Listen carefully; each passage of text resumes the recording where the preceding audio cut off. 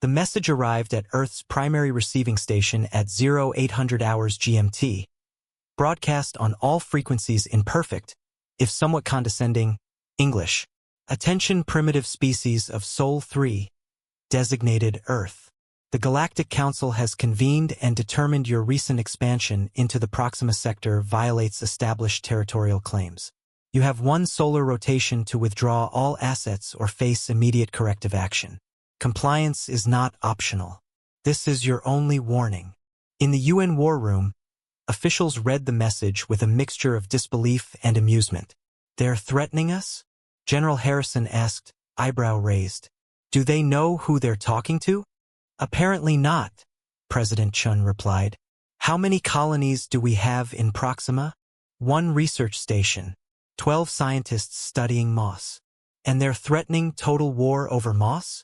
It's really interesting moss, the science advisor offered weakly. President Chun rubbed her temples. All right. Send a diplomatic response asking for clarification and negotiation. The Council's reply came within hours. Negotiation is for equals. You are not our equals. Withdraw or be removed. The room fell silent. Well, Chun said finally, I guess we need to send a clearer message. The Galactic Council assembled in their crystalline chamber orbiting the neutron star they'd pompously named the center of all things. Chancellor Vrex lounged on his hover throne, confident in the Council's power. 30,000 warships from dozen species. Millions of years of collective technological advancement.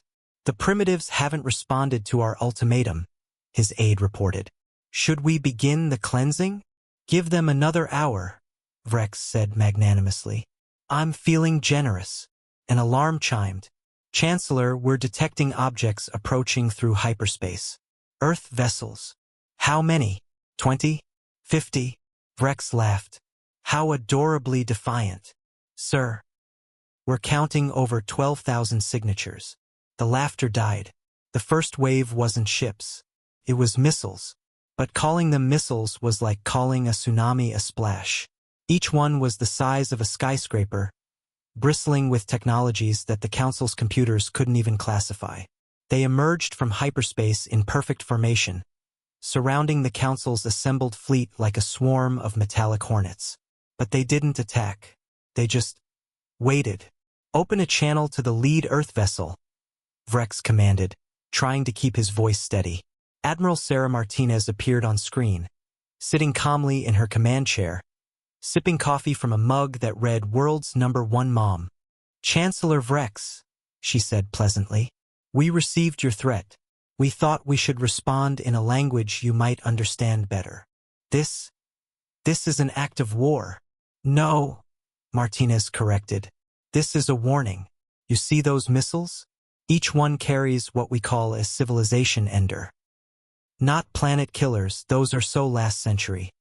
These delete the target from spacetime itself. Past, present, future. Gone like they never existed. You're bluffing, Martinez shrugged. Computer demonstration alpha. Target that uninhabited moon in Sector 7. 1 missile activated. The moon didn't explode. Simply wasn't. Where it had orbited for millions of years, now there was nothing.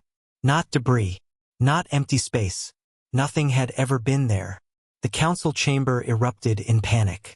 Silence. Vrex roared, then turned back to the screen. You would genocide entire species over a research station? Oh God, no. Martinez looked genuinely offended. We'd never use these on inhabited systems. That would be monstrous. These are for your fleets, your stations, your infrastructure. We have different weapons for populated worlds. Ones that just make everyone really itchy for a month. Psychological warfare is much more humane. Then why? Because you threatened us? Martinez interrupted, her friendly demeanor vanishing. You assume that because we're new to space we're weak. But here's the thing about humans.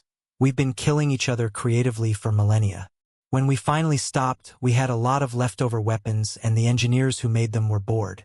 So we asked them, what could you build if ethics weren't a concern? These missiles? They're what happened when we told them ethics were back on, but they could finish their prototypes. She leaned forward. Every species in the council spent their development looking up at the stars. We spent hours looking at each other down gun barrels. You've been practicing exploration for millions of years. We've been practicing war. Who do you think is better at it? What are your demands? Vrex asked quietly. No demands. Just a suggestion, leave us alone. We'll leave you alone. Everyone stays happy and existing in spacetime. And if we encounter each other in the future? Martinez's smile returned. Then we talk like civilized beings. We share some coffee, maybe swap technologies, complain about the universal constant of bureaucracy. Normal diplomatic stuff. And the missiles? Oh, we'll take them home. Mount them on our moon as a monument to understanding. We'll call it the Please Don't Make Us Use These Memorial. The Council voted unanimously to recognize Earth's claim to the Proxima Sector, and every other sector humans might want in the future. The Moss researchers were left in peace. As the human fleet departed, Vrex's aide asked, "Do you think they really would have used those weapons?" Vrex watched the space where a moon used to exist. Let's never find out. Back on Earth, President Chun asked Admiral Martinez the same question. Martinez grinned. The missiles? Oh, those were mostly empty shells with hyperdrives. We spent the budget on the one real one for the demonstration. But they don't know that. And if they'd called our bluff? Then we'd have introduced them to our actual weapons. Those missiles were the polite option. The president decided she didn't want to know what the impolite option was.